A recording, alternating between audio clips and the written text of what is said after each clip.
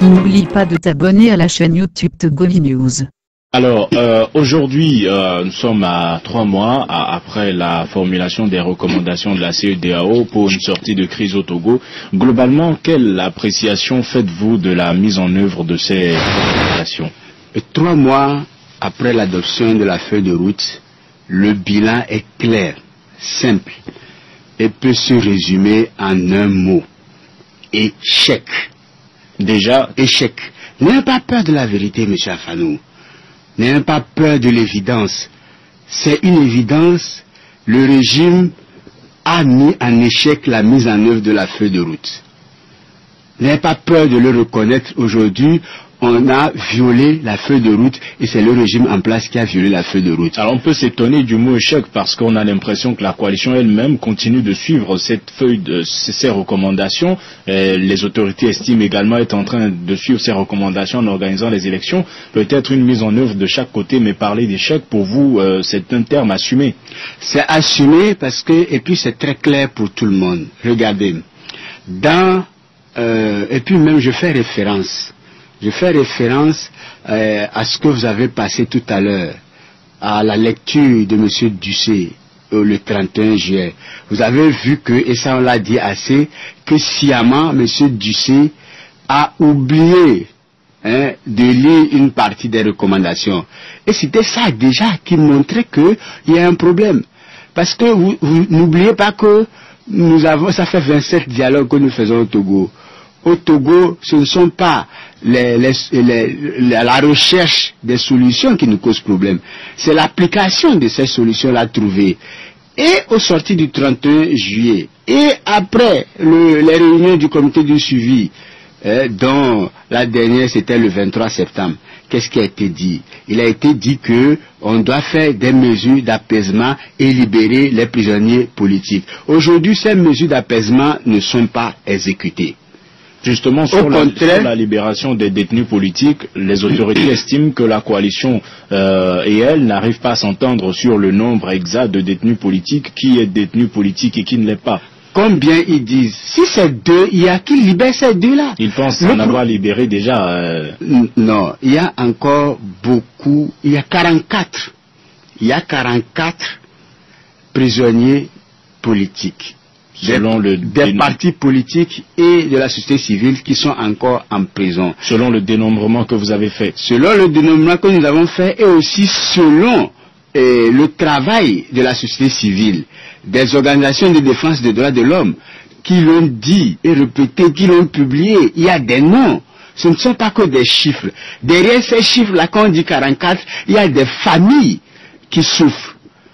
Vous avez vu passer peut-être, mais je pense même avoir écouté sur vos ondes le témoignage. La maman de Folie Sativi notamment. Notamment l'épouse de Joseph Eza. Et tout ça là, est-ce qu'ils vont dire que on ne s'entend pas sur les prisonniers? Alors ceux-là, justement, les exemples mentionnés, les autorités affirment retenir des charges contre ces personnes. Est-ce que ça en fait des détenus politiques? Pour Folie Sativi, on parle de troubles à l'ordre public. Joseph Eza, si mes souvenirs sont bons, lui reproche de détenir des jumelles de type militaire, si mes souvenirs sont bons. Alors est-ce que ça entre dans la catégorie des détenus politiques? Qui est véritablement un détenu politique? En fait, ce n'est pas réellement... Joseph Eza n'a jamais détenu de jumelles. D'accord? C'est une accusation portée contre un autre membre de Nubweke. Et je précise aussi que en aucun cas il n'a jamais été question même de jumelles de type militaire. C'est ce que le communiqué des autorités avait dit à l'époque. Eh bien c'est faux. Et c'est la même chose quand vous prenez le jeune Sativi. On lui reproche d'avoir déroulé une banderole pour narguer les gendarmes, alors que dans le rapport de perquisition, c'est bien mis que c'est à son domicile qu'ils ont retrouvé cette banderole-là. Donc vous comprenez que de toute façon, quand quelqu'un ne veut pas faire des choses comme il se doit, il va trouver des prétextes ailleurs. Ces prisonniers-là, ils sont 44, c'est des femmes qui souffrent. J'ai oublié même de rappeler le cas de l'épouse de Johnson Asiba, qui était enceinte quand son mari a été mis en prison. Aujourd'hui, elle a accouché et elle a l'impression d'avoir donné un enfant sans père. Et on précise pour ce dernier qu'il est accusé de publication de fausses nouvelles suite à l'élaboration de son rapport sur la situation dans le pays. Oui, donc c'est lié à la crise. C'est lié à la crise. Il a fait un rapport pour dire qu'il y a eu des morts, il y a eu des blessés, il y a eu des disparitions au moment de la crise et il est emprisonné. Ça veut dire que c'est un détenu politique. C'est quelqu'un qui paie un peu parce que le prix de la répression, parce que en fait il ne faut pas oublier ce qui est très important. Il ne faut pas oublier pourquoi nous sommes en lutte. Je vais y revenir, mais permettez-moi de montrer pourquoi nous avons échec, pourquoi on dit. J'ai donné un exemple justement des mesures d'apaisement. Voilà. Il y a aussi la question des réformes mentionnées dans ces recommandations. Mais avant d'arriver aux réformes, je voulais ajouter que non seulement les mesures d'apaisement ne sont pas exécutées, mais en plus on assiste à de nouvelles arrestations. On assiste à des agressions violentes sur les responsables politiques. Ça se multiplie. Ça a eu lieu à Tchamba, notamment au nord du pays. Ça a eu lieu à Sola.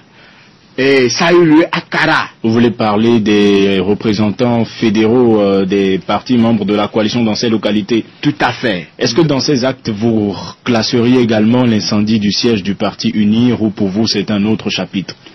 Écoutez, on a dit, nous avons appris qu'il y a eu incendie du siège du parti UNIR. À Sokodé. À Sokodé. Pour le moment, on ne nous a pas dit ce qui s'est passé, si c'est criminel ou pas. Je ne sais pas si le ministre de la Sécurité a fait un communiqué là-dessus. Donc je ne peux pas me prononcer, puisqu'il faut nous dire si c'est criminel. Si c'est criminel, on va prendre position. Et si c'est criminel, il faut des enquêtes pour savoir aussi qui c'est. Donc, on ne peut pas juste me dire qu'il y a un incendie et puis je vais classer ça dans ce cas-là d'agression. Vous attendez d'avoir davantage d'informations.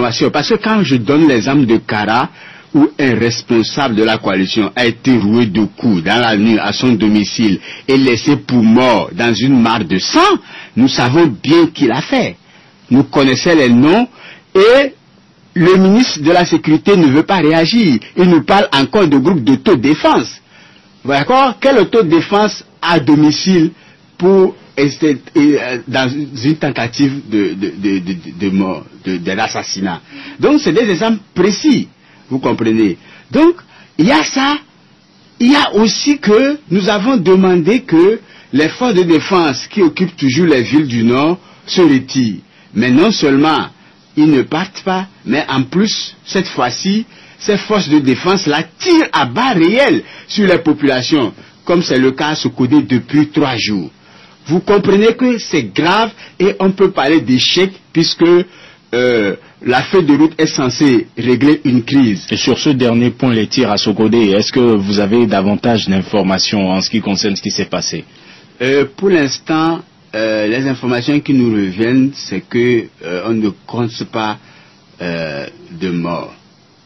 Et donc du coup, nous touchons du bois, nous croisons les doigts qu'il n'y ait plus de victimes sur la tête de nos aïeux. Mais tout le monde sait, nous le savons, les informations sont précises.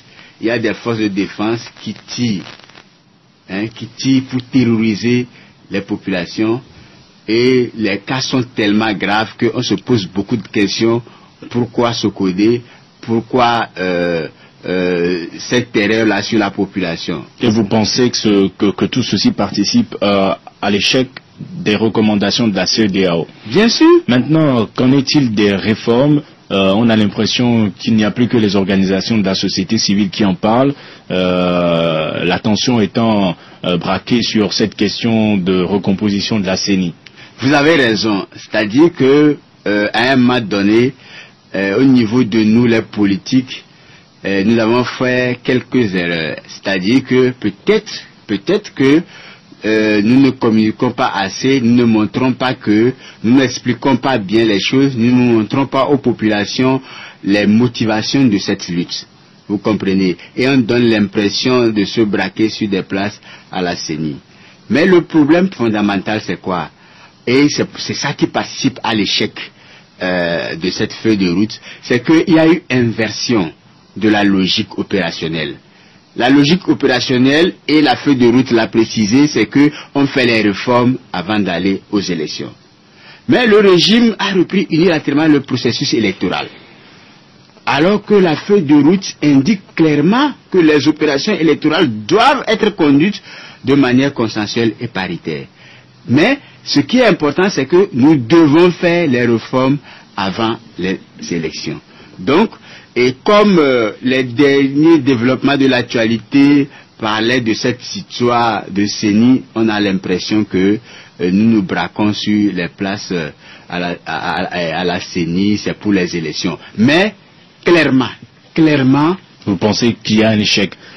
Et je vous dis que aucun parti politique de la coalition, en tout cas, n'est disposé à participer, à collaborer à des élections sans que la logique ne soit respectée.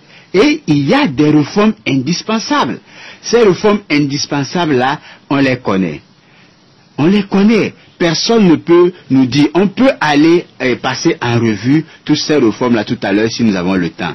Mais ce qui est important en fait, c'est que, et c'est pour ça que je parlais d'erreur au niveau des responsables politiques. Parce qu'à un moment donné, on a donné l'impression aux populations que nous avons oublié les raisons de notre lutte. Les raisons pourquoi le peuple s'est levé. Le peuple ne s'est pas levé pour les élections. Le peuple s'est levé parce qu'un clan, une minorité, une mafia a pris le Togo en otage. C'est une lutte de libération. Cette lutte de libération doit permettre aux Togolais de profiter des richesses de leur pays à travers un développement qui touche tous les villages. C'est une lutte pour le paysan de Kanté qui n'a pas 22 000 francs CFA pour payer les frais de scolarité et les cotisations parallèles pour sa fille en terminale, et sa fille vient d'être renvoyée de l'école, elle est à la maison. C'est une lutte pour ça. C'est aussi le peuple s'est vraiment levé pour dire qu'un ministre de la République, un chef d'État, ne peut pas mettre ses enfants à l'école française à 3 millions de francs CFA. Au British School, à 12 millions de francs CFA. Vous êtes bien renseigné, vous. Je connais très bien, je me suis renseigné. Au même moment, les enfants de Soumdina, à Kara, au nord du Togo, sont obligés de louer des briques, de transporter ces briques-là chaque matin sur la tête, pour aller s'asseoir afin de suivre leur cours en classe. Le peuple s'est levé et se lèvera encore pour dénoncer la transformation de nos hôpitaux en mouroirs. Vous nous direz dans quelques instants si vous ne croyez plus du tout aux chances d'aboutir de ces recommandations puisque vous parlez d'échecs. Nous allons donner la parole aux auditeurs sur le 91 09 60. Nous allons donner la parole aux auditeurs sur le 91 09 71 71 ou le 96 61 58 58. À votre avis, 3 mois après leur adoption, où en est-on dans la mise en œuvre des recommandations de la CEDEAO? Vos réactions sont également attendues sur la page Facebook de Nana FM. Nous vous rappelons que nous sommes avec Nimdewa Atakwama, délégué aux affaires intérieures du Parti des Togolais. Premier auditeur en ligne, allô? Oui, bonjour monsieur Akanou. Bonjour, monsieur Bankole. Oui. Allez-y, nous vous écoutons d'Amoutivé. Bonjour à notre invité. Bonjour monsieur Bankole. Monsieur Afan, vous demandez où en est-on en ce qui concerne la mise en œuvre des recommandations. Ben, on est au statu quo. Absolument rien n'a bougé. Et nous sommes tristes, nous sommes inquiets. Comme l'a souligné l'invité, je crois que le pouvoir n'a aucune volonté de mettre en œuvre ces applications-là, ces recommandations. Il n'a aucune volonté, tout simplement parce que ils sont réfractaires au changement. Nous cesserons de le dire. Moi, je serais à leur place que j'aiderais l'opposition, j'aiderais le peuple togolais à aller et aboutir à l'alternance. Le pouvoir a intérêt à aider ses opposants à prendre le pouvoir. Mais n'y a-t-il pas de chance que finalement les choses prennent les bonnes directions avec ces recommandations? Non, pas du tout. Mais nos inquiétudes ne font que grandir au jour le jour. Bien. Vu les événements qui se passent un peu partout, notamment à Sokouré, Bafilo, Tchamba et Kara. Bien, merci. C'est vraiment dommage. Merci. Merci beaucoup. Monsieur Bankole d'avoir participé à ce débat. Passez une bonne journée. Sur la page Facebook de Nana FM, à côté Kankou dit que c'est du statu quo. On fait seulement du surplace pour affamer davantage la pauvre population. L'enfer n'est pas loin du Togo, écrit-il. Kossi Thomas Haïdi dit que, comme dans son habitude, UNIR cherche encore à dribbler les recommandations comme il l'a fait avec la PG, mais maintenant il est coincé par la coalition et la CEDEAO. Tôt ou tard, les deux parties seront obligées de l'appliquer. Un autre auditeur en ligne, allô? Alors, bonjour Antoine. Bonjour Kanidek, comment allez-vous? Ça va bien. Allez-y. Monsieur Antoine, bonjour. Bonjour, monsieur Kanidek.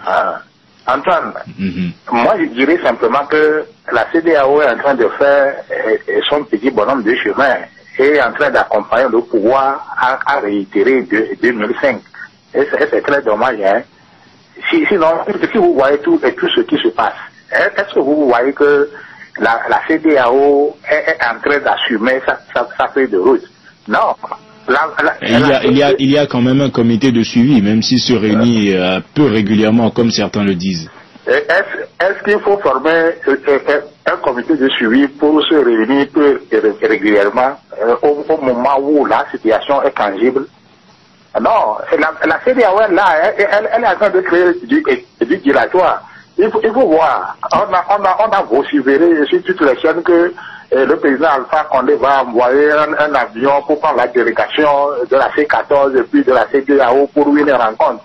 Et finalement, il faut voir la grimace fallacieuse qui nous ont donné. Donc pour vous, vous pensez que la CEDEAO est en train de jouer la montre? Elle est en train de jouer la montre et est en train de jouer le jeu du pouvoir et pour réitérer 2005. C'est très dommage. Bien, on verra dans quelques instants. Bonne journée à vous également, ce que Nimdewa Atakpama en pense. Sur la page Facebook de Nana FM, Vic Djidoula dit que 3 mois après, on fait du surplace et c'est toujours ainsi. Et les conséquences du surplace sont lourdes pour la population qui crève de faim. Félix Sézourlon écrit que le régime bloque tout.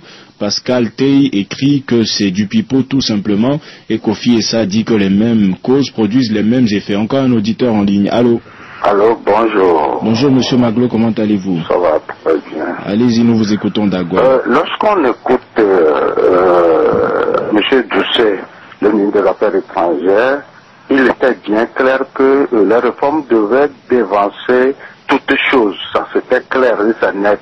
Ça ne prête pas à interprétation. Mais qu'est-ce qu'on voit? Vous vous rappelez, moi j'ai dit toujours que ces réformes ne se feront jamais, ou mieux se feront à la manière du RPT UNIR. Et c'est ce que nous sommes en train de voir. C'est une véritable réforme qu'ils sont en train de faire. C'est-à-dire qu'ils nous amènent aux élections avec des cartes qui deviennent des cartes d'identité. Vous voyez, c'est jamais vu. Les cartes d'électeurs deviennent des passeports. Alors pour vous, quel est le bilan de la mise en œuvre des recommandations 3 mois après? Le bilan, est-ce qu'on peut parler même de bilan? Et monsieur, celui qui m'a précédé l'a dit tout à l'heure. Monsieur Kanidek l'a dit avec la complicité de la CEDEAO. Écoutez, la version qui nous sert là, cette histoire d'avion, nous avons 3 pays qui n'ont pas d'avion, le Togo, le Ghana et la Guinée. Il faut être bête pour prendre cette version. Donc, le bilan est très négatif.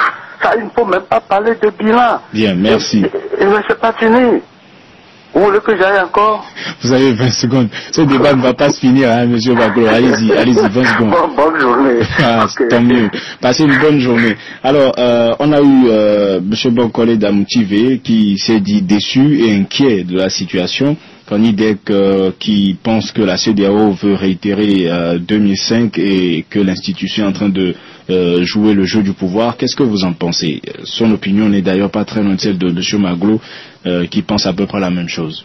Vous savez, ce processus-là qui a amené à une feuille de route dont nous parlons d'échec aujourd'hui, n'a pas été un dialogue.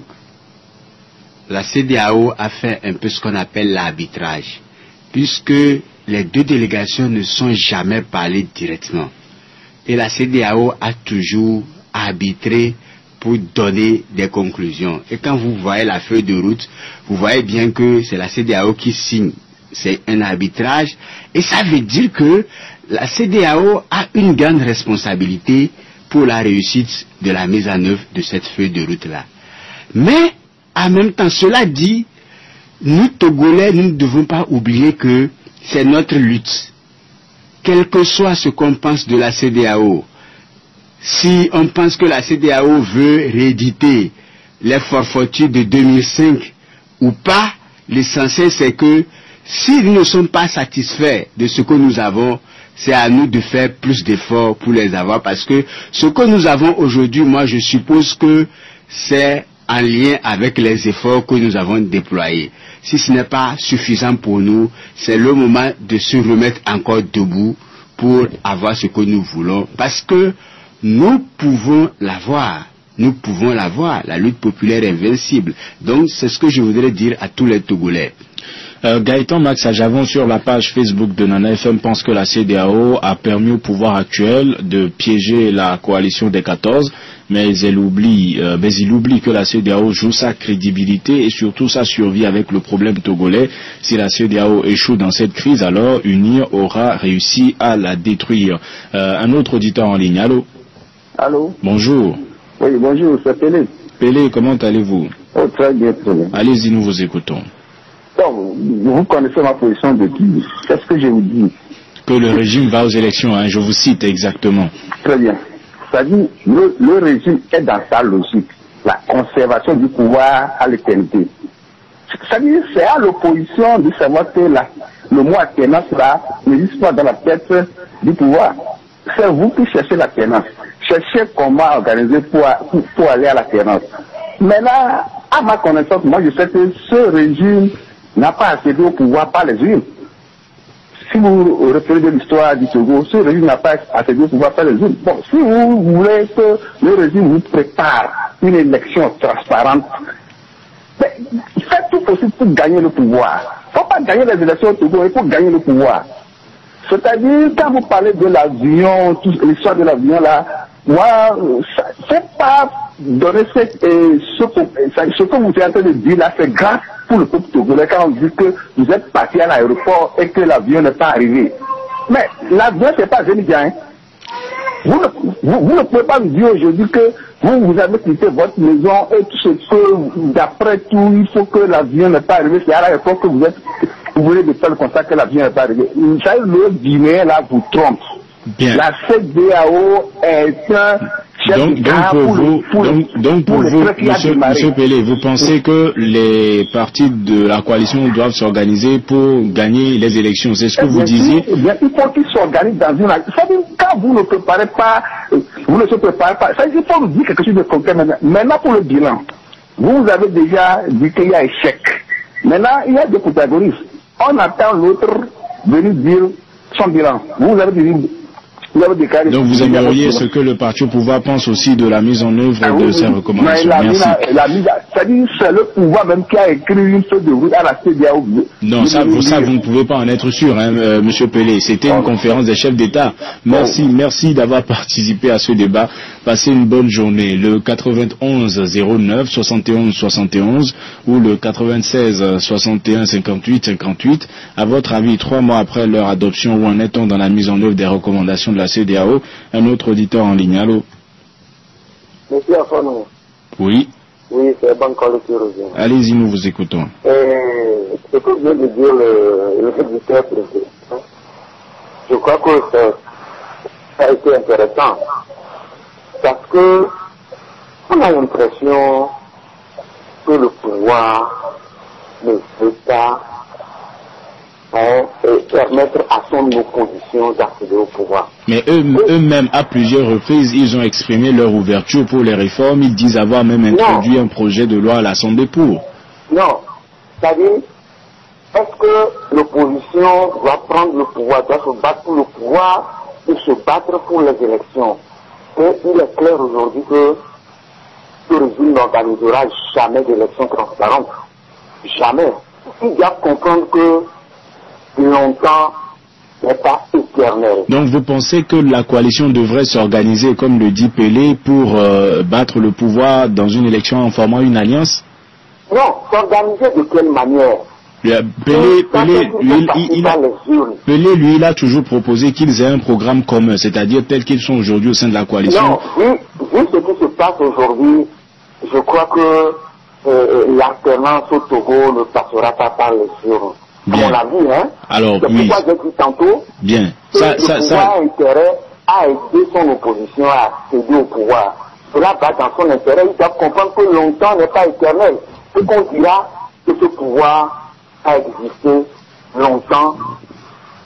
C'est une période, on ne dira jamais qu'ils sont restés éternellement au pouvoir. Bien, merci Monsieur Bankole, et on souligne au passage que la coalition elle-même, le parti au pouvoir et la CEDEAO semblent plutôt convaincus que les choses peuvent se faire à travers des élections, raison pour laquelle dans les recommandations on a parlé de réforme et aussi d'élections. Est-ce que je me trompe, Monsieur Atapama? Non, ce que je voulais dire, il faut préciser, et je vous disais tout à l'heure que par une série d'erreurs au niveau de nous, les responsables politiques, nous avons fait croire aux populations que c'était une lutte politique, alors que c'est une lutte de libération nationale. Et donc, il faut bien comprendre. Parce que quand les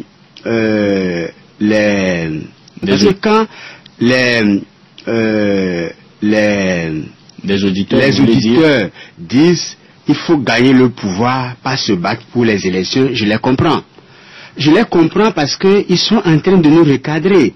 Parce qu'aujourd'hui, les élections qui sont en train d'être organisées ne seront pas transparentes et c'est un jeu de dupes. Il serait temps que nous fassions ce qu'il faut faire. Mais ça, ce n'est pas une histoire d'opposition. Ce n'est pas une histoire de la coalition. Ce n'est pas une histoire de M. Nathaniel Olympio, ce n'est pas une histoire de M. Jean-Pierre Fabre. C'est une histoire des populations.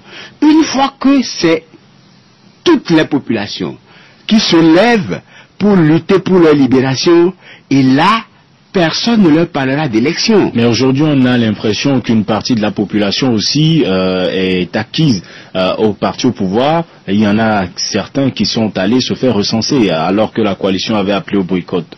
Le boycott a réussi, si vous avez bien vu, et vous avez vu comment ça s'est passé dans les deux zones, où on a été obligé de recenser des mineurs, des enfants. On a sorti des enfants des classes, du collège et du lycée pour les obliger à se recenser. On a menacé. Cette version a été réfutée par certains membres de la CENI. Non, quand même, entre nous, on ne peut pas refuser l'évidence.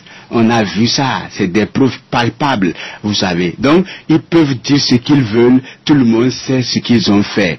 On a vu comment on a été obligé de sortir dans la rue, pousser des gens et même de menacer les populations. Leur dire que la nuit, si on les arrête, ce n'est pas la carte d'identité qu'on va leur demander, mais c'est la carte d'électeur. Et ils se sont exécutés. Donc certains ont eu peur, mais la majorité a respecté le boycott. Donc au final, vous pensez que le dernier mot revient à la population, si elle est déterminée, comme vous le dites? Si elle est déterminée, c'est à elle de continuer ses efforts pour que nous sortions de cette, c'est-à-dire de la coupe de cette mafia-là. Parce que c'est une mafia qui ne veut pas partir. Et le problème aujourd'hui, ce n'est pas une lutte entre le pouvoir et l'opposition. C'est une lutte entre une minorité qui a pris en otage le pays et la grande majorité des populations pour sortir de l'esclavage. Et donc c'est ça, il faut bien comprendre ça. Et puis, on va avancer. Alors, aujourd'hui, nous sommes dans une situation où plusieurs estiment que différentes stratégies ont été essayées, on va dire.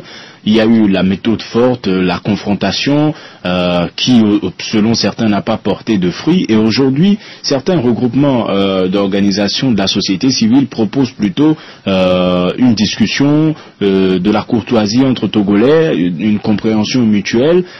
Qu'est-ce que vous en pensez? Et là, je souligne le terme mafia que vous employez. Est-ce que ce n'est pas de nature à braquer davantage les acteurs politiques que vous êtes les uns contre les autres? On a tout essayé.